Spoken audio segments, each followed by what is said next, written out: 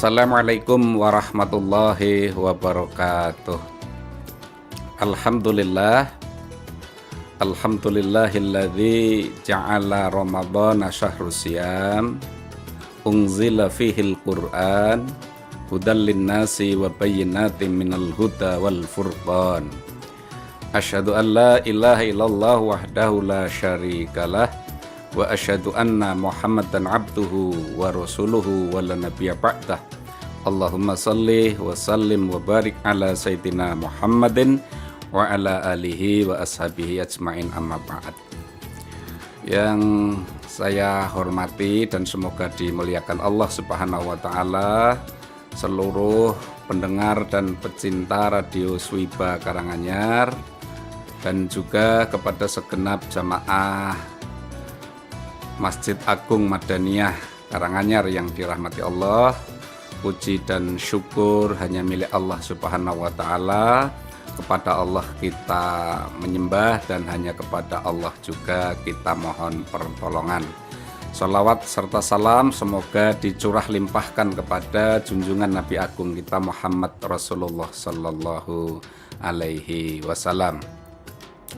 Para pendengar Radio Swiba yang dirahmati Allah dan juga jamaah Masjid Agung Madaniyah yang dirahmati Allah, pada kesempatan kali ini kami mengingatkan bahwa bulan puasa atau bulan Ramadan ini Allah menjadikan bulan yang sangat mulia ini agar kita semuanya sebagai umat Islam yang mengimani terhadap aturan-aturan Allah ini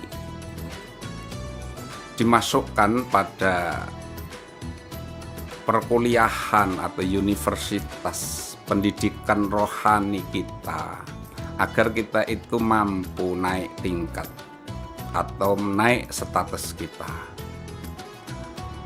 yaitu status awal yang dikehendaki Allah dalam surah Al-Baqarah itu, yang diwajibkan untuk berpuasa itu adalah orang yang beriman. Maka dipanggilnya ya ayyuhalladzina amanu. Mukhatabnya adalah orang beriman. Yang diajak bicara oleh Allah itu orang beriman. Untuk apa? Supaya menjalankan ibadah puasa itulah la'allakum tattaqun. Itu tingkat pertama, itu berarti orang beriman itu supaya naik kelas menjadi orang yang bertakwa setelah dia menjalani seluruh rangkaian ibadah puasa. Nah, terhadap hal ini barangkali uraiannya yang lebih mendalam sudah banyak disampaikan oleh para kiai, ustadz, para dai di berbagai forum-forum baik kultum maupun pengajian-pengajian di bulan Ramadan. Namun demikian sesungguhnya ini bukan tingkatan yang paling puncak, karena Ramadan juga itu menginginkan agar orang-orang yang bertakwa itu bisa naik level juga, masih ditambah naik tingkat, ya, agar menjadi la'allakum tashkurun. Maka perintahnya walitukmilul iddata walitukabbirullaha ala ma hadakum la'allakum tashkurun. Jadi karena di bulan Ramadan itu juga diturunkan Al-Qur'an, ya, di mana Al-Qur'an itu menjadi hidayah dan petunjuk bagi umat manusia, maka dikatakan Ramadan itu juga menjadi syahrul Qur'an. Bulannya Al-Quran, bulan turunnya Al-Quran, bulan bagaimana umat Islam itu sebulan penuh mestinya hidup bersama Al-Quran, sehingga dengan Al-Quran itu kita mendapatkan petunjuk kehidupan untuk mencapai kehidupan dunia yang bahagia, sampai nanti ada jaminan dan garansi bahwa di kehidupan akhirat itu pun kita juga bahagia. Nah, karena kita mendapatkan petunjuk, ya, dan itu nanti piala terbesarnya adalah di Lailatul Qadar. Nah, petunjuk dan kenikmatan yang luar biasa yang didapatkan di bulan Ramadan itu punya tujuan apa? Agar manusia itu la'allakum tashkurun. Manusia bisa bersyukur kepada Allah atas segala nikmat yang diberikan. Karena memang di bulan Ramadan ini mendidik jiwa-jiwa kita itu menjadi jiwa yang pandai bersyukur. Tidak cukup bertakwa, ya. Maka kalau kita melihat bagaimana sirah nabawi Nabi Allah Muhammad Rasulullah Sallallahu Alaihi Wasallam menjadi manusia yang terkasih, manusia yang paling dicintai Allah, manusia yang paling dimuliakan Allah, dan manusia yang paling dekat dengan Allah. Artinya apa? Manusia yang paling bertakwa.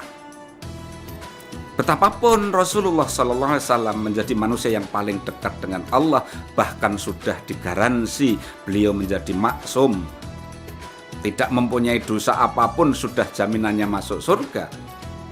Tapi pada suatu ketika Aisyah radhiyallahu anha bertanya kepada Nabi Allah Muhammad Rasulullah SAW, beliau sholat malam hingga kakinya bengkak-bengkak. Apa sesungguhnya yang masih dibutuhkan oleh Rasulullah? Maka jawaban Rasulullah SAW sangat menakjubkan. Apa jawabannya? Beliau ibadah kepada Allah itu bukan lagi beliau mengharap surganya Allah, bukan lagi akan ditambah kenikmatannya kalau kenikmatan dan surga sudah dijamin. Tapi apa jawab beliau?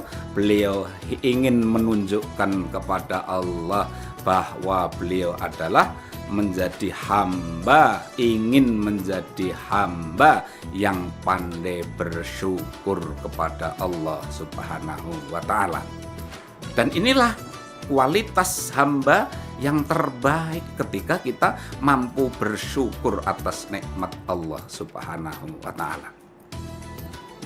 Banyak manusia yang sudah diberikan nikmat-nikmat oleh Allah tidak merasakan kenikmatannya. Karena apa? Karena dia adalah kufur nikmat. Kufur nikmat itu seperti apa? Sesederhana pemahaman kita, orang yang kufur nikmat itu adalah orang yang melupakan apa yang sudah di tangan, tapi dia masih mengejar apa yang diangan-angan. Sehingga apa? Orang tidak punya kepuasan dalam jiwa. Orang tidak mampu merasakan nikmatnya pemberian dari Allah Subhanahu wa Ta'ala. Padahal sudah dinyatakan oleh Allah betapa banyaknya nikmat Allah yang sudah diberikan kepada kita. Wa in ta'uddu nikmatallahi la tuhsuha. Jika kita menghitung nikmat Allah, tentu tidak ada bilangan yang bisa mewakili karena banyaknya. Tapi kenapa dalam kehidupan sehari-hari kita masih saja merasa kurang? Salah satu di antara penyebabnya adalah kurangnya kita bersyukur kepada Allah Subhanahu wa Ta'ala. Oleh karenanya, ma'asyiral muslimin rahimakumullah, para pendengar Radio Swiba serta jemaah Masjid Agung Madaniyah Karanganyar, di bulan Ramadan ini marilah kita senantiasa meningkatkan ketakwaan kita itu menuju kesyukuran kita. Jadikanlah diri kita menjadi hamba yang pandai bersyukur atas nikmat-nikmat yang diberikan Allah Subhanahu wa Ta'ala.